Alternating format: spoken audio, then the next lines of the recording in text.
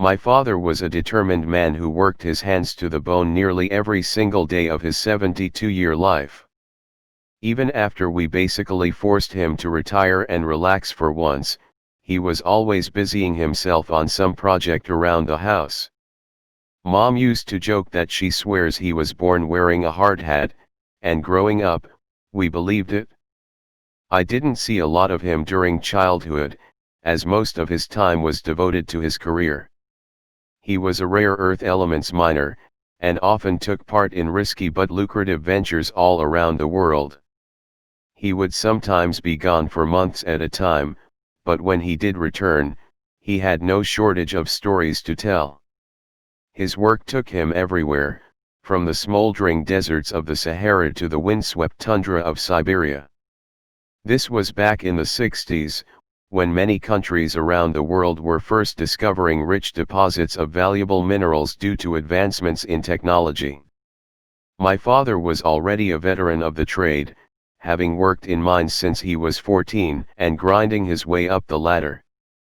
He eventually became a roaming prospector, regularly offering his services to countries that were looking for experts to help them develop a mining infrastructure. He told stories of him traveling halfway round the world into places he never imagined himself going. He once was caught in between rival warlords in Sierra Leone back when the diamond industry began to boom. Another time he was imprisoned in Moscow for 2 months after being accused by the former Soviet Union of being an American spy. He caught malaria in Argentina, was almost killed by a landslide in China and stared death in the face on a few other occasions. Mom hated his stories and how dangerous he made them out to be, but Dad just laughed it off. It's hard to know how many of those incidents were flavored by a bit of hyperbole, as my father clearly had passion for storytelling. Regardless, the man undoubtedly led quite a colorful life, but there's one story he told me which I know he didn't exaggerate on. The story of why he decided to leave the mining industry forever. Did I ever tell ya the real reason I quit? He asked me that one day as he and I sipped some beers on his back porch. My kids were out playing in the backyard, with the two of us serving as impromptu babysitters while my wife and mother were out on a shopping date. I took a swig of my Boston Lager and thought for a moment. Wasn't it because you tried fighting a camel or something?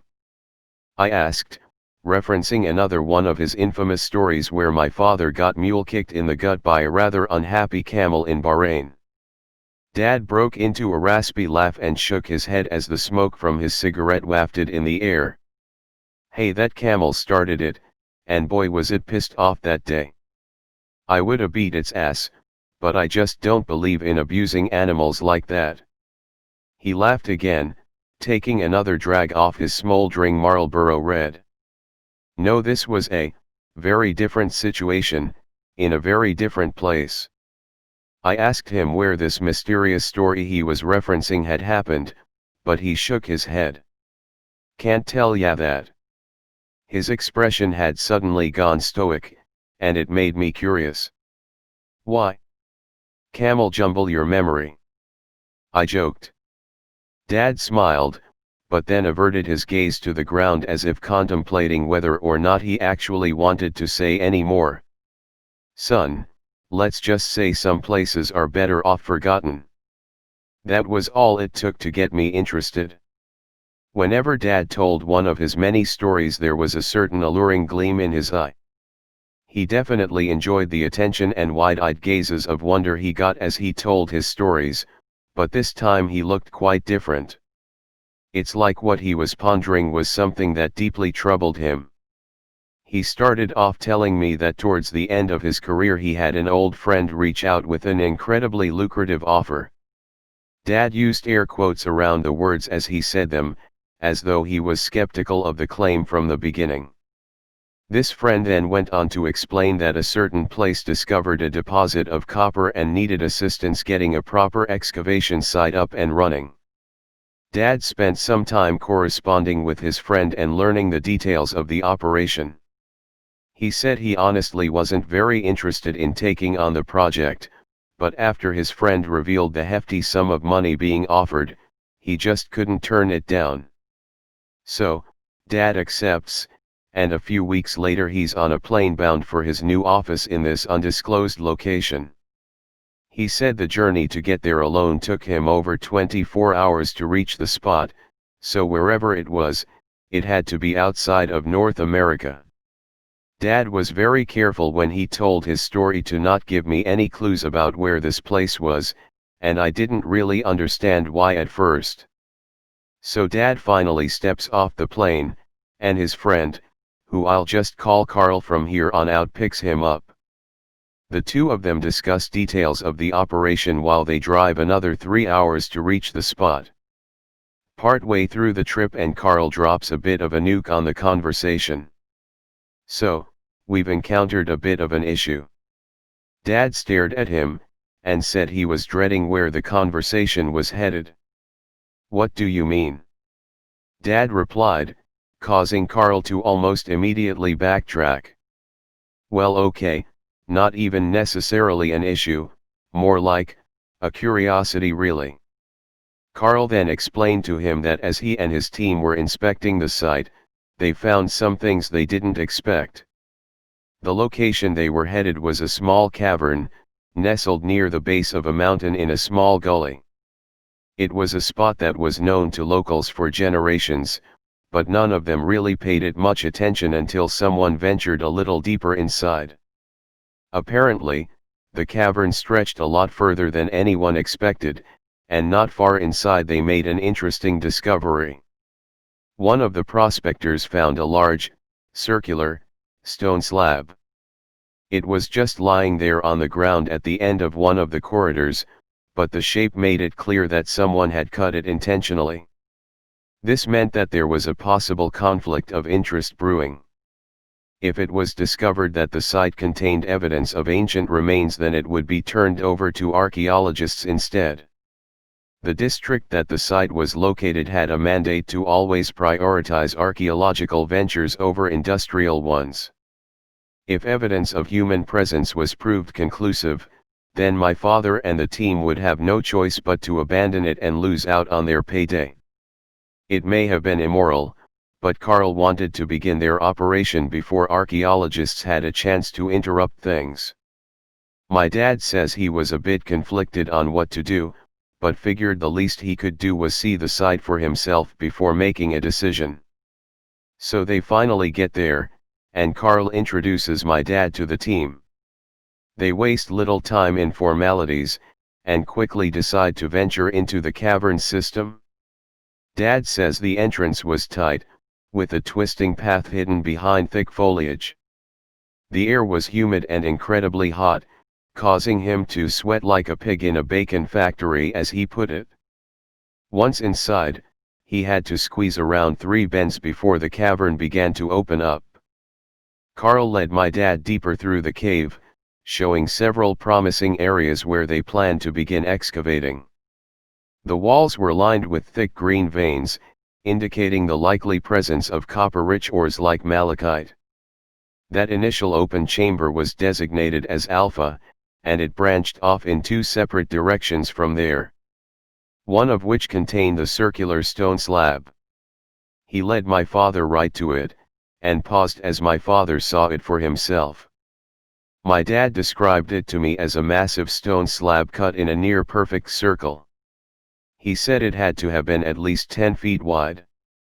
He said it looked like it was built to block something, and compared it to manhole covers on roads. He felt like there was something underneath. He said he got a really weird feeling when they were there, but he couldn't really describe it beyond that. So he and Carl hold a meeting with the rest of the team, and find an area to begin their dig.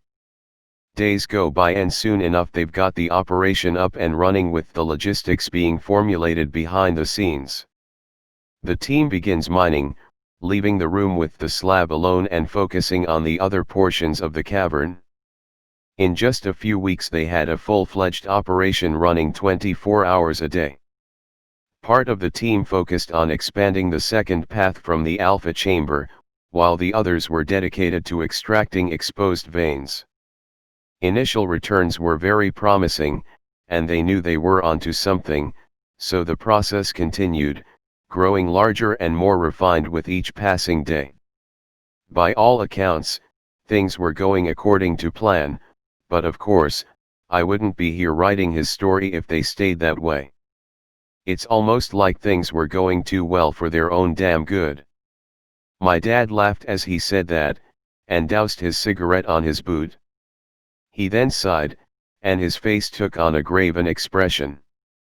Dad was always making jokes, and to see him suddenly so stoic sent a small shiver down my spine. I still don't know how to explain what happened down there. Dad went on to explain that he was in the mine working one day, helping a few other men who were working on expanding the tunnels. They were hacking away with pickaxes, and stopped for a breather after a few minutes of work. One of the men made a joke, and my dad laughed, but was suddenly shushed by the other. The man who silenced him held up his hand to his lips, and his eyes traced around the room. Dad says he was about to ask the man what was wrong, when he heard it for himself. He said he heard a dull, droning noise echoing throughout the corridor. Dad said it sounded almost like someone humming a tune. It was early in the morning at the time, and my dad and the two men were supposed to be the only ones in the mine at the time. The humming continued for about a minute, before just fading away. My dad left the tunnel and checked the rest of the cavern, but found no one else inside.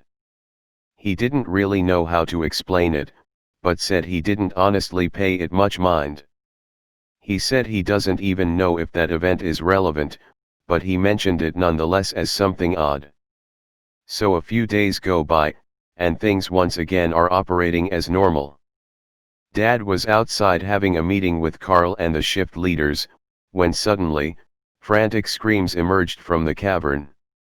The group turned and waited a few seconds as a man appeared from inside the cavern. His eyes were frantic and hands trembling. Dad says there was an absolute terror in his eyes like he had never seen before. The man was yelling and rambling away as he dashed away from the cavern. One of the shift leaders asked him to slow down, but the man refused. Dad said the guy literally ran back to camp, grabbed his lunch and took off into the surrounding jungles, still muttering and whimpering. That man never came back, and no one could figure out what exactly happened to him. He was alone in a semi-isolated section of the mine at the time. Workers that were inside at the time said they just heard him scream and run out. They searched the area he was working, but found nothing out of the ordinary. One of the other workers later translated what the man was screaming when he ran out. Apparently, he said something to the effect of "This place is evil, we should not have come." The crew was on edge after that, but Carl and the other foremen managed to calm the crew.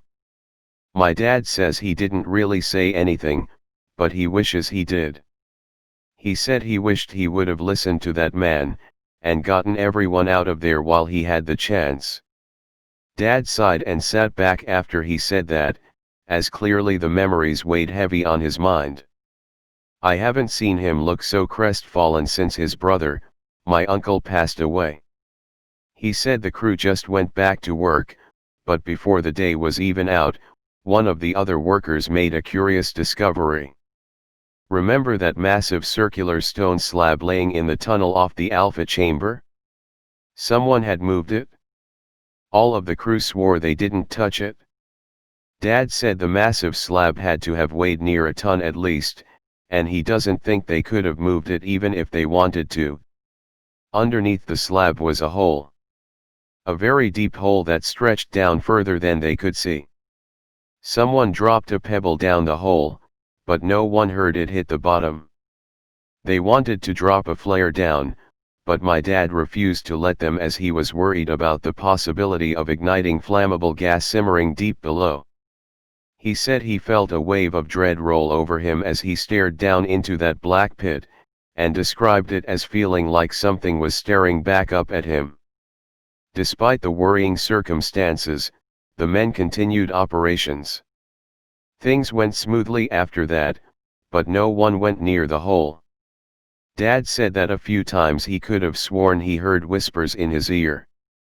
The rest of the men seemed on edge as well, with the normal jovial conversations all but suddenly absent. Everyone just wanted to get through the day. Dad said over the next few days he felt like something was very wrong. He said a few times he could have sworn he heard whispers in the mine. They were always faint, and he couldn't be sure he actually heard them. He also said he'd see weird shadows that seemed to move in unnatural ways. They were always distant, always just out of sight to where he could never get a clear look at them. He said he had to have had at least 5 instances of thinking he saw something. He also had trouble sleeping, as horrific nightmares plagued him each night. He said he can never remember the details of them, but he vividly remembers waking in a frantic sweat. At the time, he just chalked all of it up to stress and lack of proper sleep. He said miners are known to have their minds play tricks on them, a condition they knew as miner fever. Being underground in the dark for a while can do strange things to a man's mind. His expression was deadly serious when he said that, and I knew he wasn't exaggerating. He emphasized that that was probably his single greatest regret. Everything in his mind was screaming for him to leave, but fear of ridicule and loss of income compelled him onward. It's not an excuse, I know. It's just a fool's attempt to rationalize the impossible. Then, about a week after the slab was moved, it happened. My dad was in the cavern with Carl and a few others, when there was a sudden loud crack. The men fell silent and waited a moment as the sounds of faint rumbling began. They knew all too well what that meant, and without wasting another second, they all scrambled for the exit, but it was too late. My dad says the next thing he remembers was the deafening crashing of boulders, dirt, and debris as the cavern collapsed around them. Dad says the next thing he remembers was awaking in a confused haze, swallowed by darkness with hard rock all around him. His legs were pinned down by rubble, leaving only his upper torso exposed to a small nook in the rubble. He tried pulling, but couldn't get his legs to budge. I can't honestly imagine a more terrifying prospect than being buried alive like that. Dad said he tried not to panic, but could only do so much. He managed to retrieve the Zippo from his pocket, but as the flame ignited, he almost wished he'd remained in the darkness. The crimson hue bathed the small area, and Dad said the enclosed space was barely larger than a cupboard. The light also revealed a much more gruesome scene. To his right, only a few feet away, he spotted a gloved hand poking out from the rubble. He followed the arm with his eyes, and saw what used to be a man's head, crushed beneath a boulder in a spattering of blood and skull contents. Dad gagged and looked away as the sickening scene caused him to vomit. He said he's never been able to get that image out of his head. The man was obviously dead, but all around him, Dad began to hear the faint moans and pain-stricken cries of others who had not yet succumbed. He couldn't see any of them, but one voice seemed nearby. A man was calling for help, and Dad recognized the voice as belonging to a local worker he referred to as Rico. Dad called back and Rico responded. "Mr. Johnson? My father, is that you?" "Yeah, it's me, Rico, are you okay?" Dad replied. "Not really, Mr. Johnson, my arm is stuck. I think it's broken, it hurts real bad. I can't feel my legs either." Dad knew that was a bad sign, and tried his best to keep Rico and himself calm. "How much room do you have in there? Can you see a way out?" Dad asked. "No sir, it's all dark. I can't see anything. I can move my left arm around so I have a bit of space, but I'm pinned down." Dad cursed under his breath, and again tried reassuring the man to remain calm. He knew things weren't looking good for either of them, but he couldn't reach the man, let alone free himself. Rico and my father continued talking for hours, and after some time Dad said he heard the sounds of hacking in the distance as a rescue team began to try and liberate the trapped miners. Rico told my dad about his family, his wife, and his 2 sons. Rico feared he was never going to see them again. My dad tried to keep his spirits up, but admitted to me that he shared the same fears. The 2 of them could do nothing but wait and pray that the rescue would arrive before the Reaper did. Guillermo was right. Rico said the words suddenly, referring to the same miner that my dad previously mentioned who had seemingly went crazy and fled the site a few days earlier. "What do you mean?" my dad asked. Rico panted hard, and replied, "This place is evil." Dad didn't know how to respond to that. Obviously, the cave-in was a cruel act by Mother Nature or perhaps one triggered by human error, but Rico seemed to think it was more than that. "We shouldn't have come here, Mr. Johnson. We woke it up." Dad then thought the man had started suffering from delusions brought on by his injuries, but Rico was adamant. "I heard the voices. I saw it. It warned me to go. I should have listened." Dad thought the man was losing his sanity, and continued to try and reassure him. It didn't seem to do much, and not long after Rico stopped responding at all. Dad said he could hear him whispering desperate prayers and weeping quietly. He didn't know at the time how long they had been in there, but the situation began to wear heavily on my father as well. His stomach growled from hunger, his lips were dry and head throbbing from dehydration. His legs had long since gone numb, and the situation seemed hopeless. He began to wonder whether he'd ever see the light of day again. Rico had continued praying, but in between his whispers my dad said he began to hear something much more worrying. He said it sounded like laughter, like the laughter of someone who was slightly amused by a decent joke. Sometimes it seemed like it was coming from Rico, but other times it did not. He heard it from up ahead, back behind and even down below him. Rico suddenly stopped his prayers sometime later, and Dad said he didn't even notice at first, until Rico spoke again. "It's in here." Dad tried getting Rico to respond, but he seemed to just ignore his calls. Rico then began to hyperventilate, and suddenly screamed. Dad said he's never heard a more gut-wrenching scream of terror in all his life. He tried calming Rico down with words, but Rico was far beyond that. He kept screaming for maybe 30 seconds, until his voice went hoarse. Then as suddenly as it had started, Rico's screaming stopped. Dad doesn't think that Rico stopped screaming of his own volition though. Dad was on the brink of complete panic by this point, and said he could barely contain his own mind. He tried to remain calm, and listen, but couldn't hear anything else. Things had suddenly gone eerily silent, and Rico never spoke another word. Sometime later, Dad heard something else. He said there was a rustling behind him, like the pitter-patter of someone carelessly kicking dirt. He called out, but no one answered. He felt that someone was there, but he couldn't see them. He heard the sounds of pebbles skittering about, and rocks creaking, but no more voices. Dad heard the rescuers continuing to hack away in the distance, and at a certain point he said the sounds became almost melodic, and lulled him into a sleep.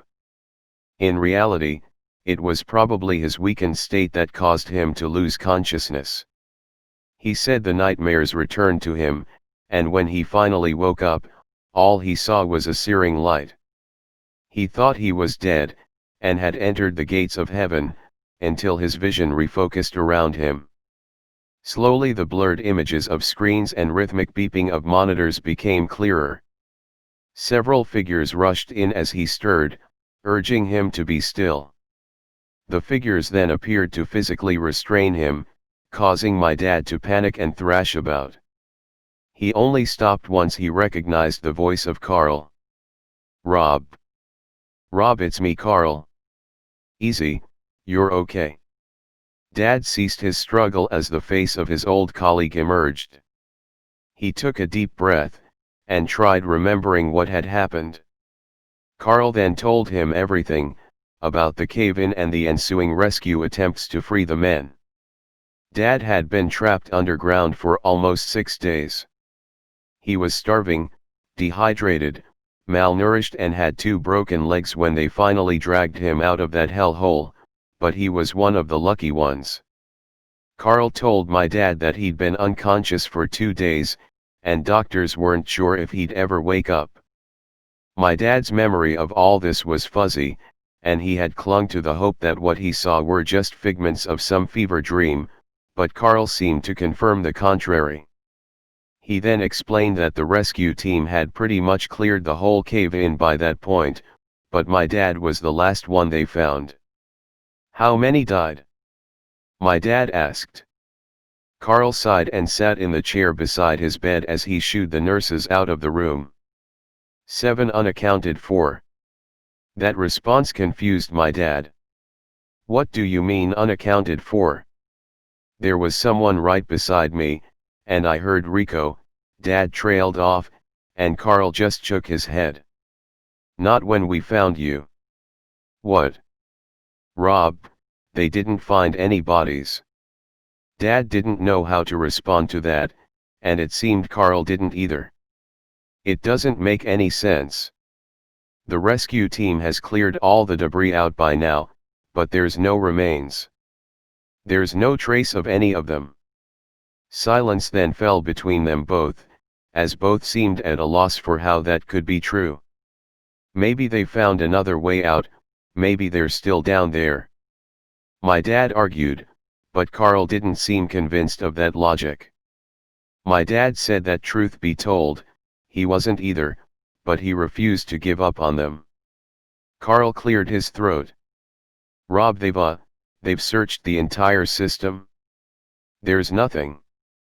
Carl lowered his head, and my dad was still reeling. "How is that possible?" Dad asked. Carl just shook his head. "I don't know, but you remember that big ass slab, right?" "Yeah." Carl crossed his arms and scoffed, as if what he was about to say seemed unbelievable. "Well, it's back on top of that hole now. Just like it was when we found it."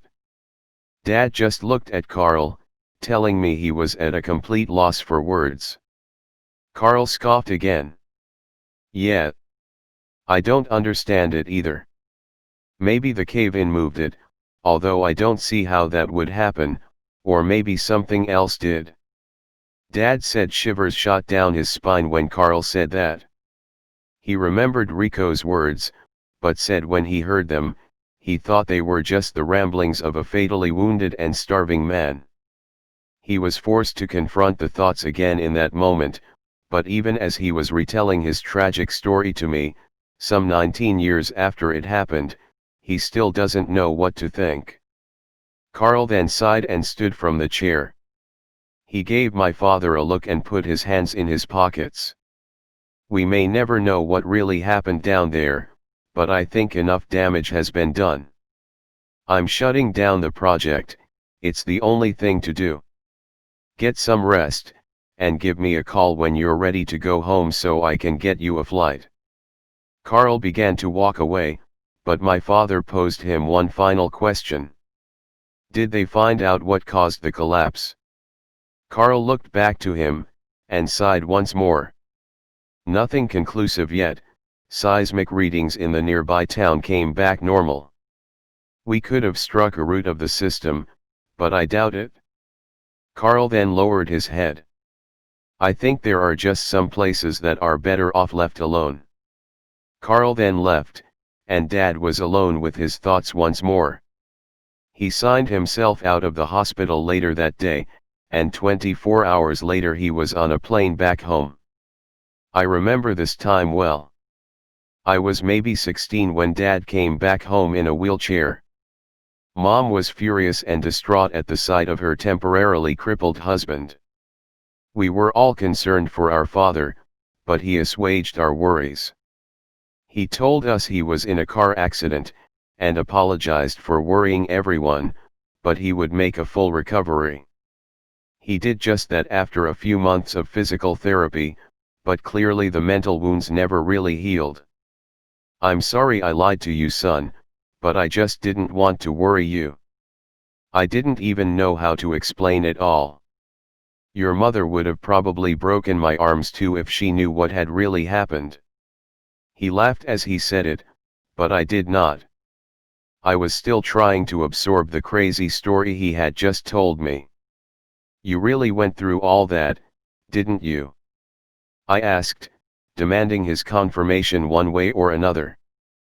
He was well known for his wild stories after all, and part of me expected him to admit he was pulling my leg.